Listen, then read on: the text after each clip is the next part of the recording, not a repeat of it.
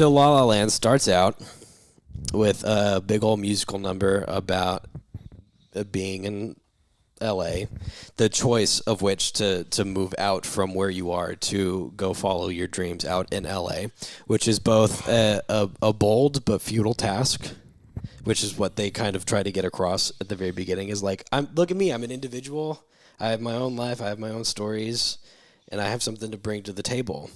Just like everybody else in every single one of these cars. Yeah, yeah. And just like everyone else. Yeah, in LA. that's how it's introduced, and we see our male protagonist Sebastian in his beat down old school car, replaying jazz over and over, so that when he gets home he can learn how to play the little riffs. He's a big jazz dude, loves jazz, kind of an asshole.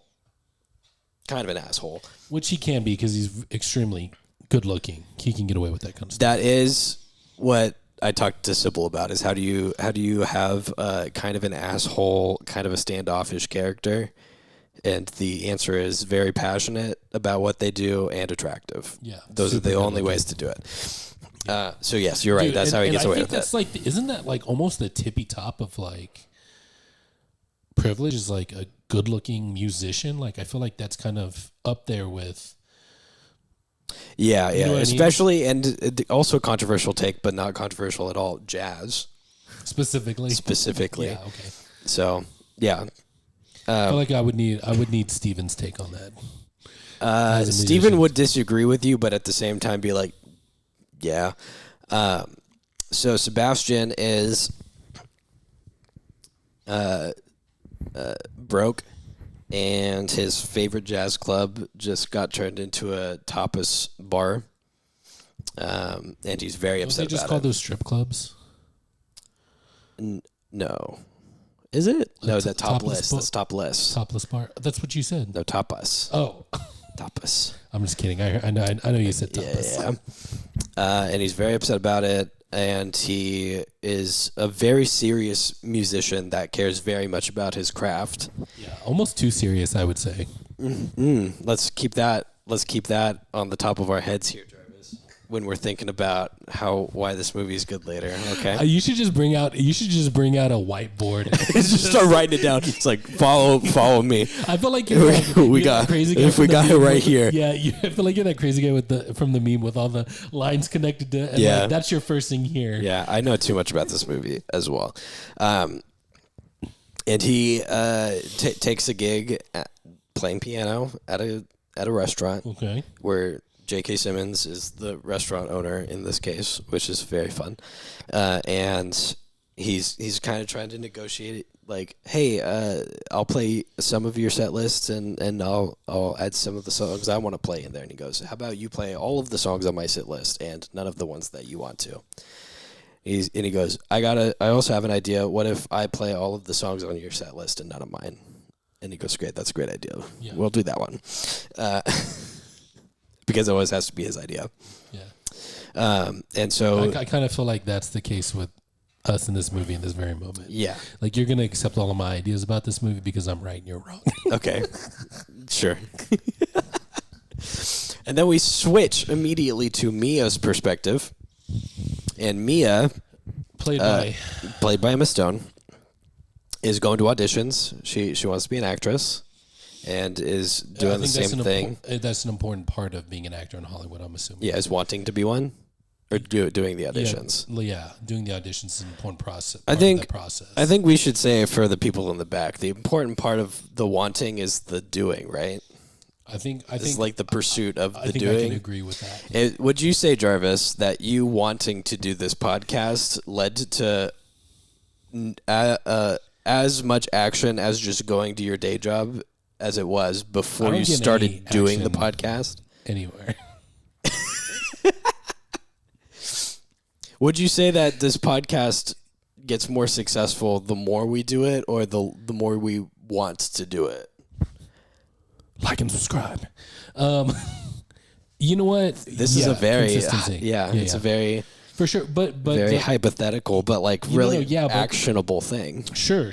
And the heart of this is because, there's a love doing something that you just love. Like, I love movies, experiencing them and talking about them. So it came from Great. a heart of like, I really enjoy doing this thing in my free time. Yeah. Okay. Great. We're making a connection, guys. Don't worry. I'm cooking. It's I'm on the cooking over here. whiteboard. It's on the whiteboard of my mind. Okay. Great. So Mia is going to auditions. Some of them are obviously very silly and like should not actually turn into things, but she's still not getting called back for those.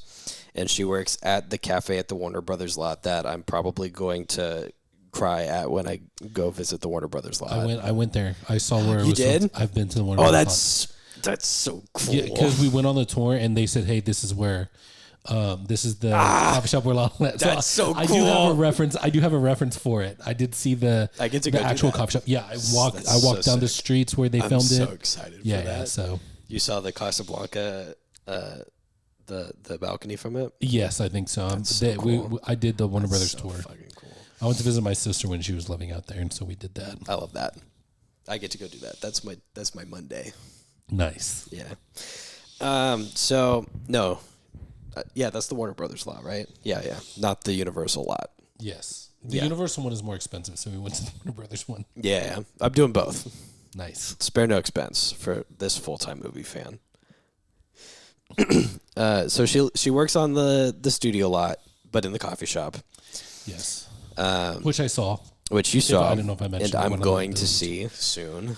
We'll both have had a shared experience Yeah. connected to this movie. We'll both be connected to it then. We'll have spent several meters in each other's golf carts. What did you get at the Warner Brothers coffee shop so that I can get the same thing? I don't think they were serving coffee out of the actual place where they shot.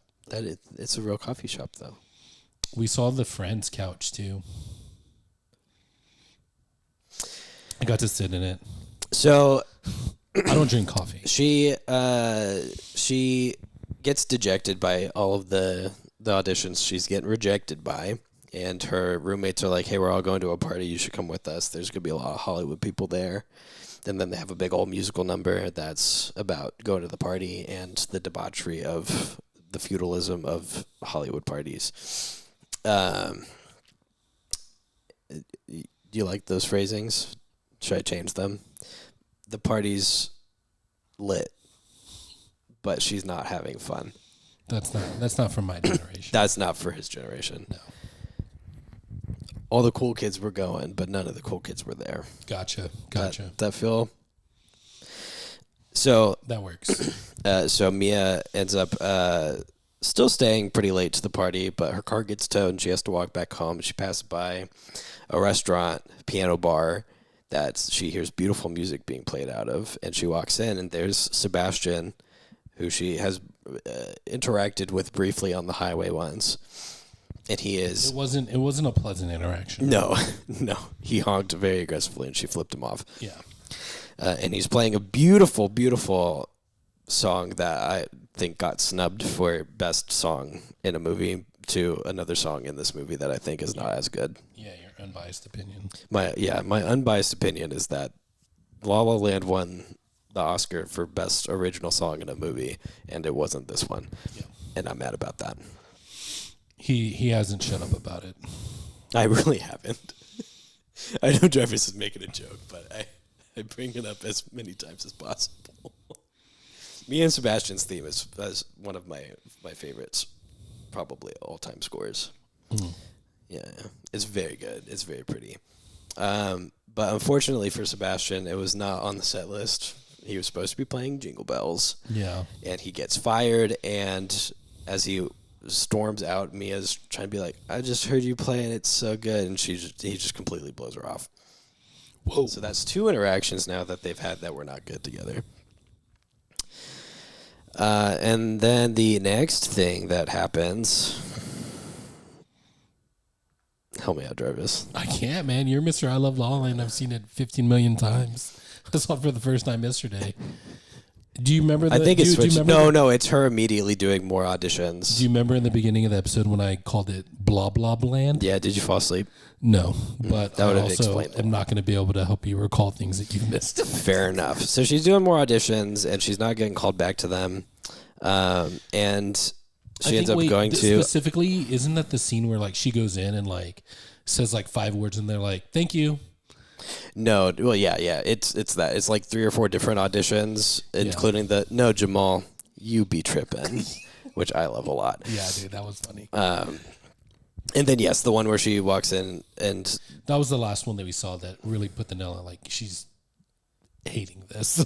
yeah, but not before they. That doesn't happen before she goes to another party where he is a guitarist for a band. Yeah. And she recognizes him and requests Iran, which is a really shitty song for a pianist to have to play because it's like 4 notes the entire song. Yeah, he was pretty upset by that. He was very so pissed. mad about it. How dare you make me play that? I'm a serious musician. Yeah. And so he corners her and is like, "Why would you do that?" And she is like, "Well, Yeah, she was making fun of him the whole time, having a good time. Honestly, like when I see Emma Stone doing that kind of thing, I'm like, she's just playing herself. Like for sure, because like that's totally her, and I love that vibe for sure.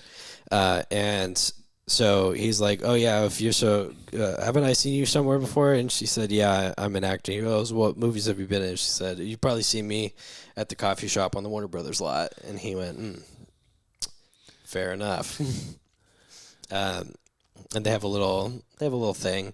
Yeah, they're kind of pooping on each other's jobs, and then I think she gets the last laugh when that other guy says, "Hey, I need you to do this. We thing got now." another thing to do now," and he's like, he doesn't tell me what to do. I let him, which is also a funny line. And then as they're leaving, she uses him as an excuse to get out of a conversation with someone she doesn't want to talk to, and then they have a sweet little moment. Where they definitely were absolutely partying and not Griffith Park next to the Griffith Observatory, where you can overlook all of the city of Los Angeles. Yeah, because people just live in teleport. nature. Maybe they portaled there with their portal gun. Yeah, with their portal gun from Lilo and Stitch, or from the portal games. and they have a cute little dance number together where they're doing like, "Well, they won't they" kind of thing. And they're about to kiss, and they don't because Emma Stone, Mia, she gets a phone call from her boyfriend. Oops. And then we get to her having a bad time with that audition, right? She gets off of work and then spills coffee on herself. And let me say something real quick. This was one of those things. I don't know if I talked to you about it. No, I was talking to somebody about it. That like, there's just this trope of like, if it's true love, it's the person that you meet while you're dating someone else in Hollywood. I think. Oh yeah, that's a weird trope. That it's like, yeah, you've got to cheat on your significant other, or true love is just around the corner, but it's not the person you're with. I don't. Yeah, like, it's a weird trope that I also agree is just kind of bad. And that's also a trigger for me in my life personally. So okay. Well, good news is that before anything actually progressed, she broke up with the Stocks dude, which usually doesn't happen, which I applaud. Yeah, for that. I also appreciated that because usually they just, Sybil is also not a fan of the cheating tropes, and so anytime that they actually like break up, she's like, "Yeah, this." You know what I think? I think it's the rich, powerful people in Hollywood just trying to normalize feel things. Better. Yeah, to be like, for sure. Oh, this is totally okay. Like I do also have that conspiracy theory that it's all just there to try to normalize things that should not be normalized. Yeah, to make them feel better about their own misgivings. Yeah.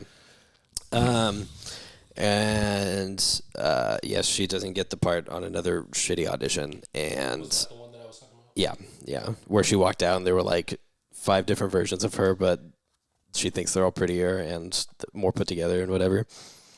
And so she's at work, and Sebastian shows up because he pays attention. And it's like, "Hey, are you on break anytime soon?" She's like, "Yeah, in 10 minutes." And then they go walking at the Warner Brothers lot, talking about the things that they love about what they love.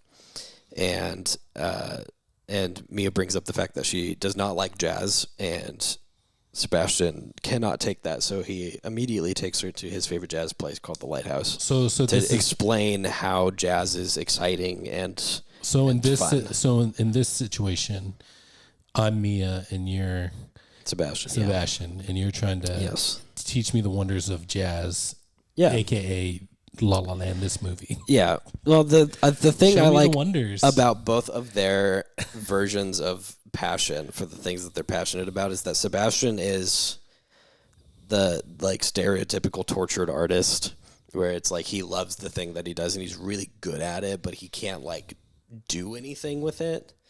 And so he is burdened by the fact that this is the thing that he loves to do. And Mia is kind of like a chaotic neutral version of it, where she's like, she wants to do the thing and she's going to do it the way that everyone says you should do it to try to get into it, which is the try and fail until one of them hits. Yeah. And she's getting worn down by it to the point where she's not enjoying it anymore. Yeah, she's getting less and less willing to put herself out there to follow her dream. So Sebastian cannot be stopped. He will always love this thing no matter what. Like people could be like, hey, a doctor could be like, hey, you got to stop jazz or you'll die. He'd be like, great, I'll put me in a coffin. If you keep playing the piano, your fingers will get cancer and you will die. And he's just like, well, he's like, then I'll be playing with nubs in a coffin. Yeah. Yeah. So that's, and she is probably the more majority of passionate artists, which is I love this thing until it wears me down enough to where I'm just going to give up and live life normally.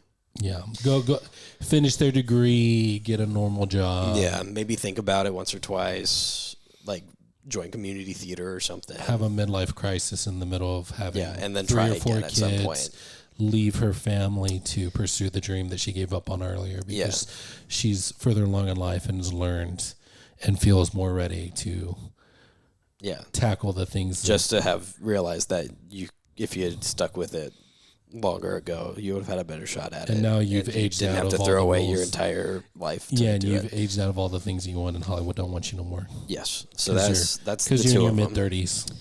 And so he makes a comment about he makes a reference to Rebel Without a Cause because he's an oldies guy.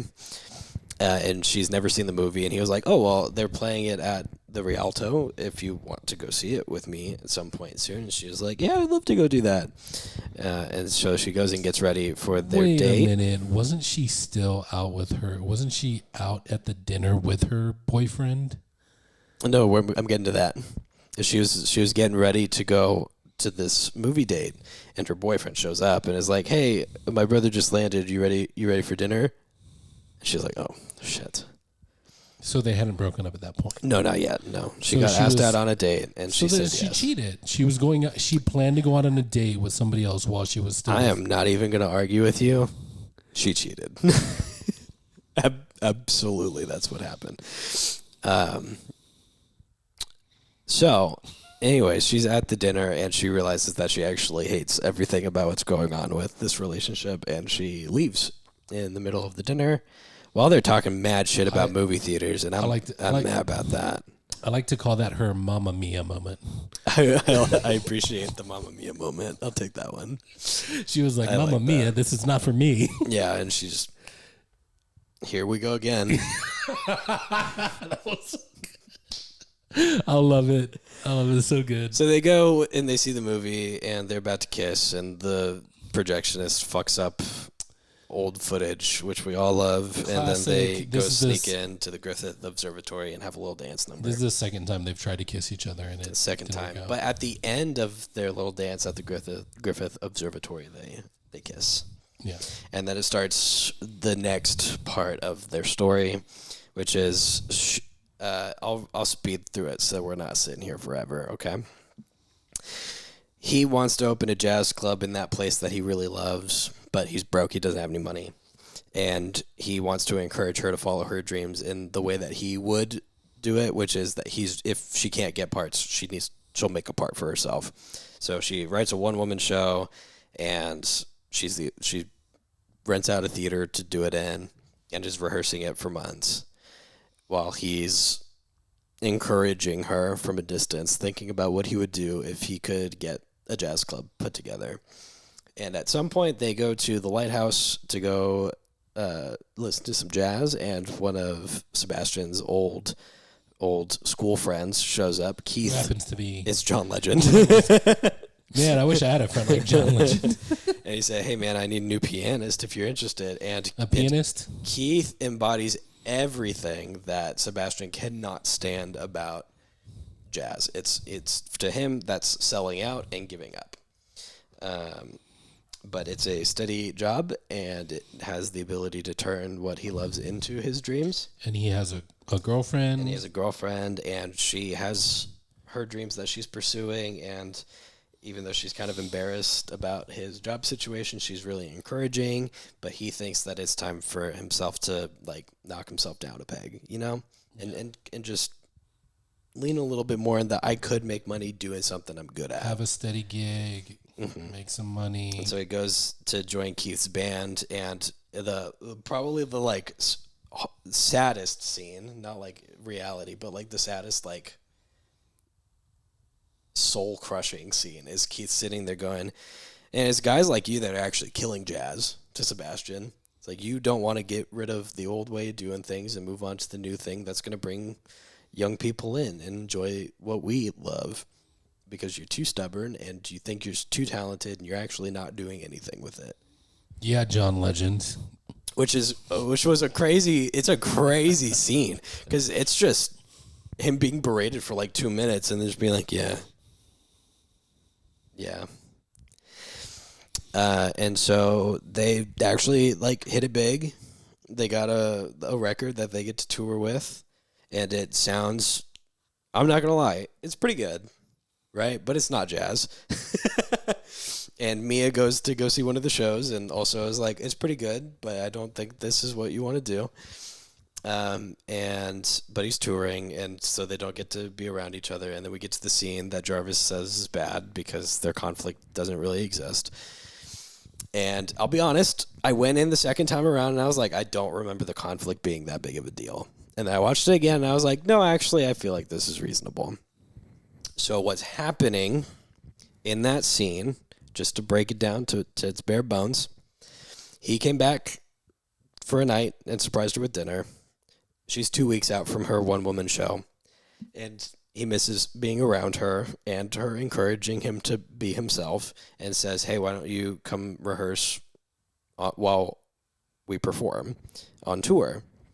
And she goes, I don't want to go do that. All of my stuff is here. This is where I'm doing it. This isn't the crux of the issue. Okay, so but here's where I think this is where I think there could have been a compromise. She said 3 weeks out.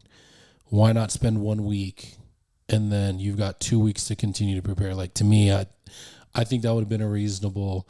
Like, I think if he countered with that and said, well, you've got 3 weeks. What if you came out for 1 week? Or what if you came out for a working week day, like Monday through Friday, and like we can, at least have some time together. And that would have solved the problem if that's what the argument was about. But that's not what the argument was about. The argument is, why does he feel comfortable giving up his dreams and trying to get her to do the same thing? To give up her dreams? Yeah. It's hey, why don't we both just settle down with what we got? And she did not get attracted to him because he was stable and wanted to settle down. She was attracted to him because of what he was passionate about. And he was attracted to her because of her pragmatic way of looking at what she wants to do, right? And so that's why he's doing this thing that he kind of doesn't like, but like is kind of a compromise in what he loves. And she looks at it as him giving up on his entire dream. Because what was he going to do? Is he going to continue to do this band and then eventually buy the place and then give up the band? Or is this like a temporary, hey, I'm going to get just enough money in the next like year or two and then go open up my jazz club? And for him, it was the long haul. This was the way to do things. I still think that could have been a conversation. They tried. I think that could have been like, okay, like if you don't want to do this, long haul, because that was his thing. He's like, long haul, like, we tour and we do this and then we do the next one and then we tour some more. Yeah. And for her to be able to say like, okay, like, is there still room for your dream? And if so, then what would that look like? If you make enough money to start investing in yourself, like, do you see that happening? Do you want to try that? You know what I mean? Like, but here's the thing: is that this is what their character. This is a conversation that directly hits their character flaws for the both of them. His character flaw is that he has too much of an ego to not want to give up. And the moment that he felt like he was giving up to like compromise with somebody else, they came back and said, "Why'd you do that?" And hers is she doesn't know how to commit to her dreams wholeheartedly without feeling like she's just a failure. But then she criticizes him for doing that, for being like her. Because they both want to be like each other. He thinks that the right way to do it is to settle down, and she thinks that the best way is to go at it whole heart. So they're living each other's lives, and neither of them are equipped for that. Because they see it as giving up for each other. They admire the opposite in the other. So then when one of them starts living the other one's life, they both see that as. So then they start to view their significant others as lesser. Sort of, because it's like, why are you doing the thing that I know is wrong? Because it doesn't work. Okay. And the other one looks at one of them looks at the other and goes, because that's what I liked about you. Okay. You take it? I received that. Ugh. Gross. You don't gross like that? Phrasing. This is close. Is as good as like, I hear you, and I feel that.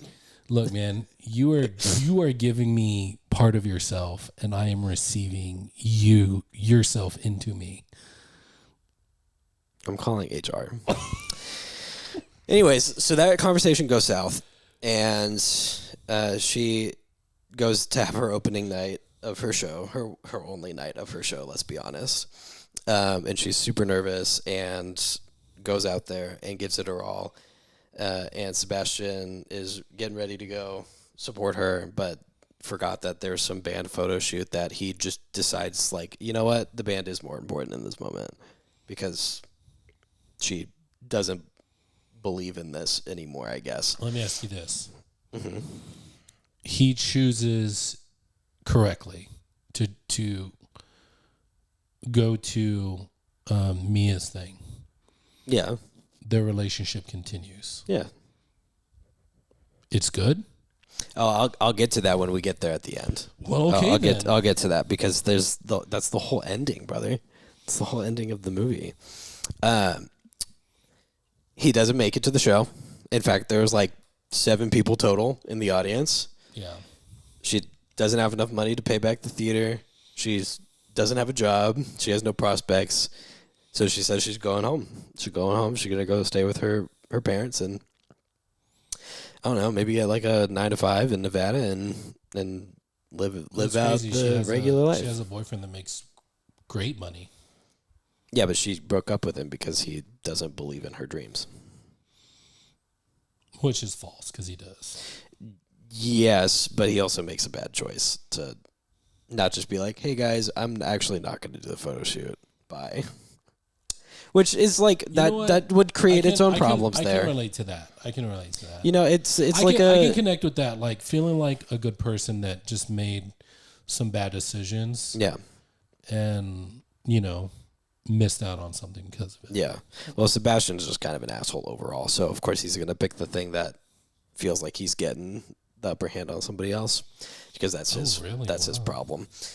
That is one of his problems. Anyways, so he... But you forget that balances out with the fact that he's incredibly good looking.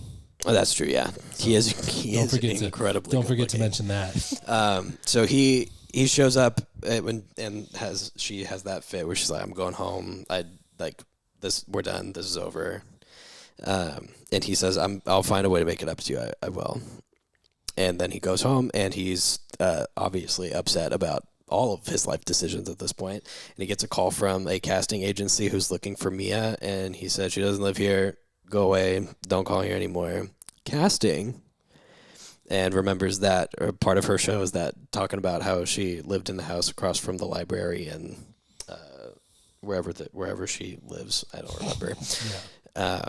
And real big fan of the show. So he shows up to it's not that important. And he shows up and he starts honking. 40 minutes ago, seen it 4 or 5 times since. I have not watched it in like 5 years. I'm gonna be honest with you. I had not watched it probably since I made my first movie. Oh, okay. So it's been a while. Oh, that's crazy. You made a movie?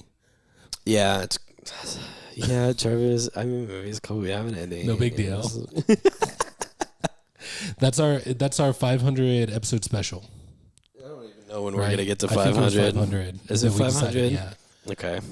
It's either that or 1,000 subs. Those are the 2 options. Yeah. 500 or 1,000. Help us get there. Yeah. Okay. He shows up and he goes, "You have an opportunity," and she said, "I can't do that. That's it." This was before she left. It'd ruin it. This was before she moved. No, she did move. She did because he showed up to her. So he parents' flies house. out there. No, he drives. Yeah, because she. Yeah, That's what I said. Yeah. He travels. And he to where said, she "You're gonna go do this," and she's like, "No, I can't. This will actually it would ruin me. I can't don't take have rejection. I just can't do it." And he basically looks at her and goes, the line is quite literally, "You're a baby. You're a big baby." Yeah. She took it really well too. She didn't. Yeah, she took it so well. Yeah. And she received the criticism. She processed it, and she did not take it. She did not take it. And he says, "I'm going to be here 8:00 in the morning so that I can get you to your audition at 1. And if you're not out here, you're not out here." And that's it. And he shows up and almost drives off without her, but she just went to go get coffee for them for the long drive because it's a long drive from Nevada to Los Angeles. Not that I know. I've never done it. Yeah. Was it longer than the amount of time it took for them to get to the party to that overlook on foot? Probably. That's funny. We don't even live there, and we know that. That's what's funny about it. So he gets her to the audition, and the audition is very sweet, and it's one of those moments in the movie where I'm like, this, like, out of context, is just kind of a cringe little song that's just happening.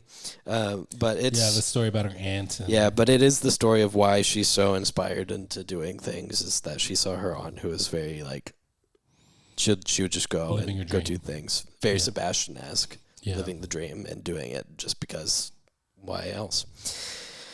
And then they have a little talk outside of the where are we talk. What are we talk? And he says that, I don't know, but all I know is that when you get this role, you got to give it your all and do it. There's basically them breaking up because they can't pursue each other and their dreams. Yeah.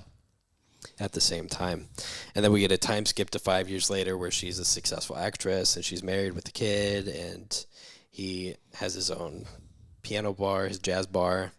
Seb's with the music Seb's note. with the music note, just like she wanted it. And and she's coming back from some award show with her husband, and they stop off to go eat, and they stop into the jazz club, and Mia and Sebastian see each other, and he starts playing the song that he played that night when they met, and it goes into this long, elaborate musical number that it's basically the like what if he had made all of the right choices instead. Yeah. And the sad, beautiful part of this movie is that that the reality where everything worked out is not reality, and he did not pick all of the right choices, and he absolutely could have had everything. They both could have had everything that they wanted with their dreams and each other, but they don't. But they do get to live out their dreams. That's La La Land.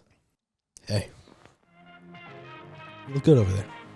Look real good. Have you thought about sharing your kindness with others? Share the love. Maybe like the video. Click on that subscribe button. And show your friends. Yeah, just touch it ever so lightly, that like button. Move over to the subscribe button. Maybe tap your keyboard just a little bit. Leave a comment.